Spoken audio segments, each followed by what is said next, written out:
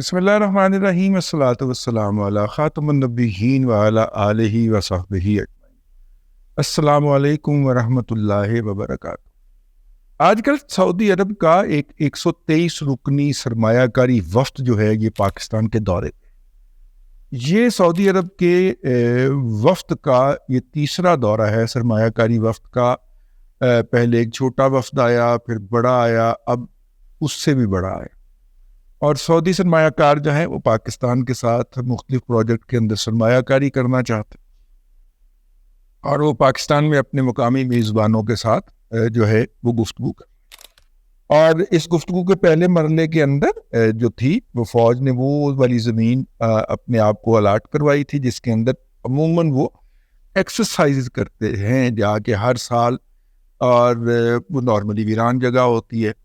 اور کہا کہ ہم اس کو آباد کریں گے، اور آباد کر کے یہاں سے پیدا ہونے والی پروڈیوس جو ہے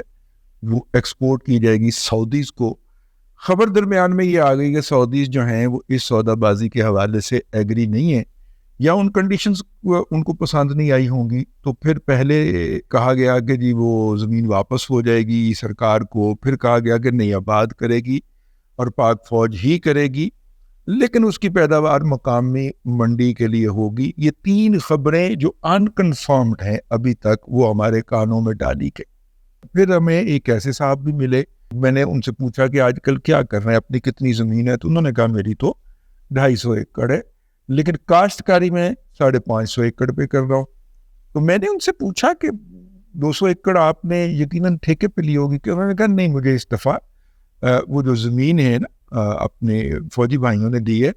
اور کمپٹیشن ہے وہاں پہ میرے فارم کا، باقی انہوں نے باقی بہت سارے اور بھی پروگریسو فارمر کو دی ہیں، اور کہا ہے کہ جی یہاں پہ آپ اس زمین میں فصل لگائیں اور ایک دوسرے سے مقابلہ کریں،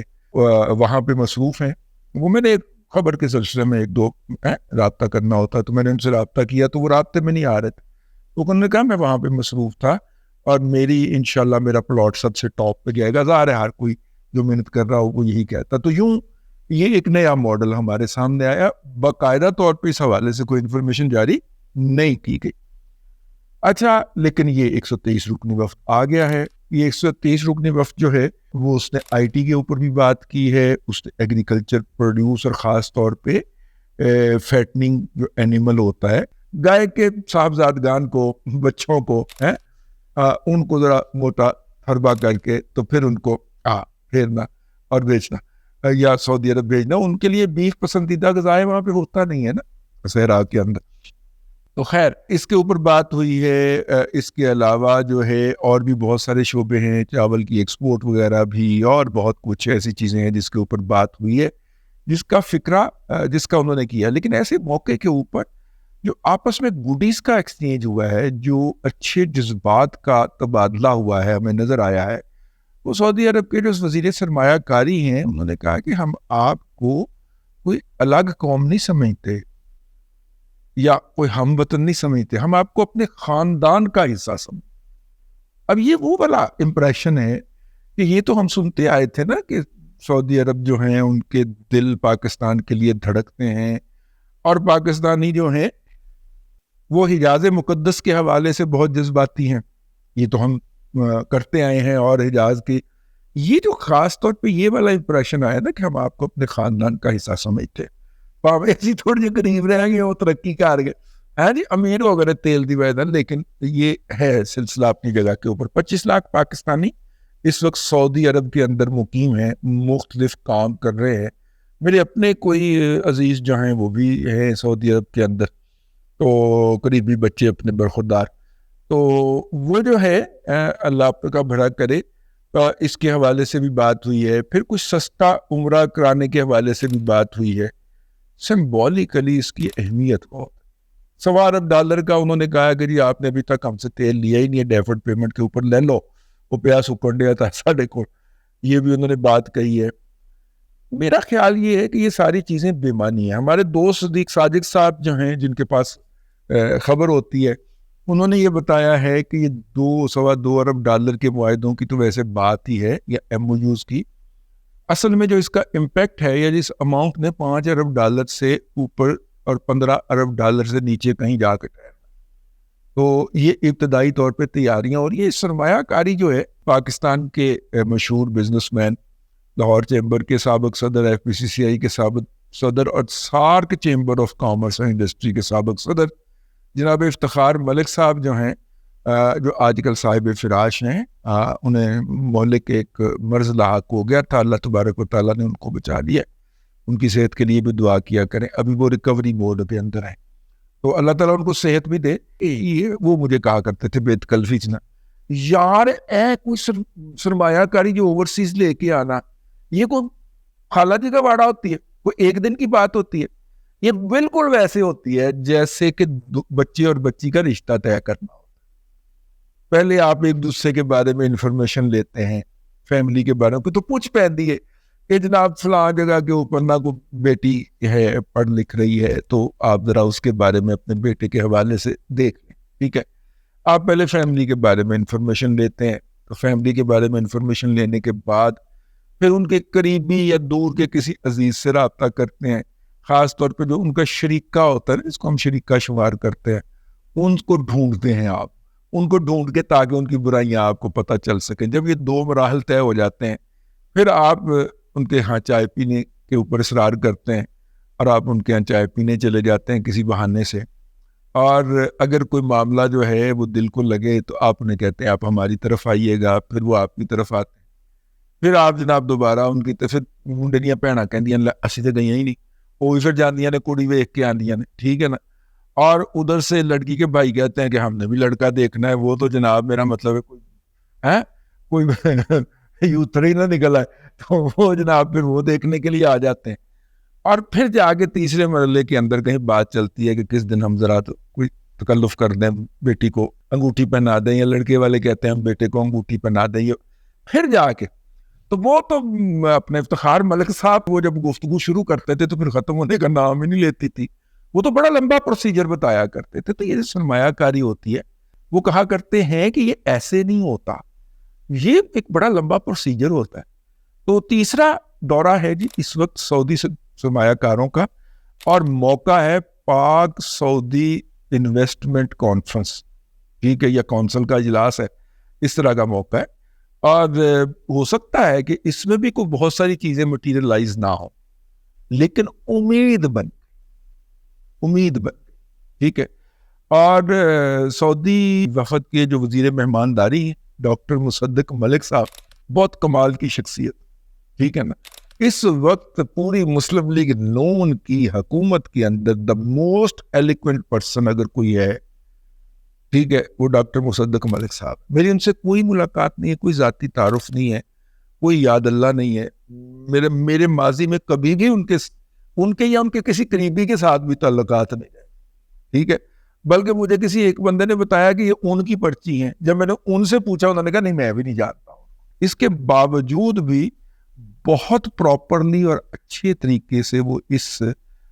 وفد کو ہینڈل کر رہے ہیں۔ اچھا، یہ والا لیول جو آیا ہے سعودی عرب کے ساتھ ہمارے تعلقات کا، جو کہ ہمیشہ اگست 2018 سے پہلے یہ لیول ہمیشہ سے پاکستان اور سعودیہ کی حکومت میں رہا ہے، ماسوائے نواز شریف صاحب کے حکومت کے اس دور میں جب سعودیہ نے حوثیوں کے اندر کیا تھا، اور پاکستان کی پارلیمنٹ کے اندر وہ رنگ برنگے والوں والی خاتون، کیا نام ہے اس کا، شیریں مزاری اور مشاہد حسین سید نے کھڑے ہو کے سعودی عرب کو گالم گلوچ کی تھی، وہ پہلا موقع تھا۔ اور دوسرا موقع وہ تھا جب جناب عمران احمد خان نیازی صاحب جو تھے، وہ ایم بی ایس سے طیارہ ادھار مانگ کے امریکہ کے دورے پہ گئے تھے، اور جاتے ہوئے انہوں نے اس بندے کو جس سے طیارہ ادھارا مانگا تھا، جس نے ٹرمپ سے ملاقات کا وقت لے دیا تھا، یعنی کہ محمد بن سلمان، اس کو بیٹھ کے گالیاں دینا شروع ہو گئے اس جہاز میں، ٹھیک ہے۔ پھر واپسی بھی اگلے نے چنگا کیتا سی نا، ٹیک آف کیا، ٹیک آف کے بعد حکم ہوا کہ طیارہ اتار لیں، طیارے نے چکر لگائے، فیول جو تھا وہ ہوا میں اڑانا ہوتا نا، ضائع کیا، ورنہ اس فیول کے ساتھ لینڈنگ کرنے لگے طیارے کو آگ لگ جاتی، تو وہ اس نے کیا، کرنے کے بعد لینڈ کیا، لینڈ کر کے دروازہ کھولا، دروازے میں کھڑا کر کے اس کو پیچھے سے لت ماری، چل بار، اور پھر طیارہ سیدھا سعودی عرب چلے گئے، اس کے بعد سعودیہ کی فلائٹ پکڑ کے جدہ پہنچے, 3 دن جا کے بیٹھے رہے وہاں پہ, عمرہ شمرہ کوئی نہیں کیا تھا اس نے, 3 دن بیٹھے رہے. انہوں نے کہا کوئی ملاقات نہیں کی, دوڑ جائے تھا, ٹھیک ہے تو ساڑھے, میں تیری نمازہ پڑھا, تو میرے لوٹے پنے, ہم تمہیں جہاز لے کے دے رہے ہیں, ٹرمپ تمہیں منہ نہیں لگا رہا, ہم تمہیں ملنے کا ٹائم لے کے دے رہے, اور تم بیٹھ کے ہماری ایم پی ایس کی چغلیاں کرنا شروع ہو گیا, اس کو گالیاں دے رہا, کویت تیری ایسے. اس کے بعد ہمارے تعلقات لوئسٹ لیول کے اوپر چلے گئے. ہمارے وزیر خارجہ شاہ محمود قریشی نے باقاعدہ سعودی عرب کے خلاف بد زبانی کی, اور ARY چینل کے اوپر کی, ٹھیک ہے. اس بد زبانی کے بعد تو میں بالکل ہی ذاتی طور پہ مایوس ہو گیا. میں نے کہا یار یہ تو ہم پوائنٹ آف نو ریٹرن پہ جا رہے ہیں. لیکن بہرحال اللہ تعالیٰ نے کرم کیا ہے. میرا مطلب ہے کہ یار دیکھو, کسی محلے کے کسی امیر آدمی کے ساتھ دوستی ہونے کا مطلب یہ نہیں ہوتا کہ آپ جائیں گے تو وہ آپ کو سونے سے لاد کے دے. لیکن اگر وہ امیر آدمی اپنے قیمتی ڈرائنگ روم میں آپ کو بٹھاتا ہے اور آپ اس کے کوئی محفل آپ کے بغیر مکمل نہیں ہوتی, تو یہ بھی معاشرے کے اندر آپ کا مقام جو ہے وہ متعین کر. سعودی عرب کے اندر ہونے والی کوئی بھی سیکیورٹی پہ ہو, سرمایہ کاری پہ ہو, ریجنل پیس پہ ہو, کانفرنس پاکستان کے بغیر مکمل نہیں ہوتی, ٹھیک ہے نا. ہاں ہم ایک فیملی ہے جی, سعودی عرب اور ہم ایک فیملی ہے, بس وہ ذرا امیر ہو گئے, ہم ذرا ویسے آپس میں لڑتے رہے. سعودی عرب کا وفد ہے, میرا خیال یہ ہے کہ پاکستان کو جس عالمی تنہائی کے اندر دھکیلا تھا مہاتما عمران احمد خان نیازی, پاکستان اس سے نکل آیا. اس مہینے کے آغاز کے اندر ملائیشیا کے وزیر اعظم پاکستان کا دورہ کر کے گئے, انور ابراہیم صاحب. اس کے بعد سعودی عرب کے سرمایہ کاری وفد آ گیا. اس سعودی عرب کا سرمایہ کاری وفد جائے گا تو اس کے فوراً بعد چین کے وزیر اعظم پاکستان کے دورے پر تشریف لا رہے ہیں, جن کے بارے میں یہ خیال کیا جا رہا ہے کہ وہ CPEC-2 یا تو اعلان کریں گے دوبارہ بحال کرنے کا, یا اس کے لیے تیاریاں شروع ہو جائیں گی. اور اس کے بعد جو ہے پھر شنگھائی کوآپریشن آرگنائزیشن کے تحت وبا کو 12-13 ملکوں کے سربراہان یا وزراء خارجہ یا اعلیٰ عہدیدار پاکستان تشریف لا رہے ہیں, بشمول بھارت, چین اور روس اور ایران. ایران ہے میرا خیال ہے, ٹھیک ہے. تو یہ سارے لوگ پاکستان آ رہے ہیں. پاکستان عالمی سفارتی تنہائی میں سے نکل رہا ہے. بائی دا وے یہ وہی بھارت ہے جس کا مودی اس کا فون نہیں اٹھاتا تھا, اس کا اڈیالوی کا اور کے تھا. بھائی یہ خبریں آپ نشر کرتے جائیں PTV کے اوپر, اور PTV ہی صرف وہاں پہ لگانے کی اجازت ہے. اس کے بعد آپ نے دیواروں پہ فوم لا دینا, کیونکہ انہیں ٹکرا مار. اب تک کے لیے اتنا ہی, اگلے ولاگ میں پھر حاضری ہوتی ہے. اللہ تبارک و تعالیٰ آپ کو آسانیاں عطا کرے اور آسانیاں خلق خدا میں تقسیم کرنے کی توفیق عطا.